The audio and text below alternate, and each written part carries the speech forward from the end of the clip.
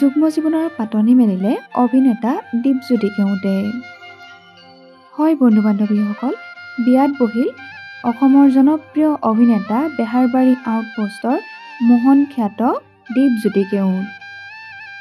আমাৰ সকলোৰে মৰমৰ প্ৰিয় অভিনেতা দীপজ্যোতি কেওটে বিয়া পাতিলে নগাঁৱৰ বিদিশা ভূঞাক।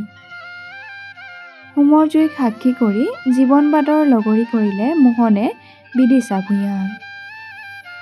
যুগ্ম জীৱনৰ পাতনি মেলা অভিনেতা দীপজ্যোতি কেওটক অনুৰাগীয়ে জনাইছে হিয়া ভৰা শুভেচ্ছা।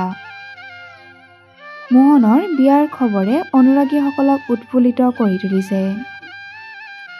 দৰাই কিদৰে কইনা খুজিছিল এবাৰ চাওঁচোন আহক। নাহে বোলে কইনা দৰাই মাতিলেহে আহিব। কৈছে নেকি তাক? কৈছে তাক এনেকৈ মাতিলে মই ফোন কৰি মাতিব লাগিব। ফোন কৰি এই ডাঙৰকে মাত ডাঙৰকে মাতিব দাদা। উঠি দিয়া উঠি মাতা উঠি মাতা উঠিব লাগে না ফুল লগাই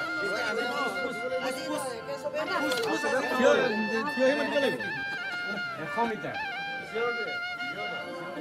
বিদিশা ওলাই আহা। নহ'ব নহয় নহয় 100 মিটাৰ মৰমৰ নাম 100 মিটাৰ হে 100 মিটাৰ নহয় 50 মিটাৰ বিদিশা আহা বহুত দেৰি হৈছে ওলাই আহা। এতিয়া আমাৰ মোহনৰ নিচিনাকে মাতি দিছো। এবাৰ হয় দে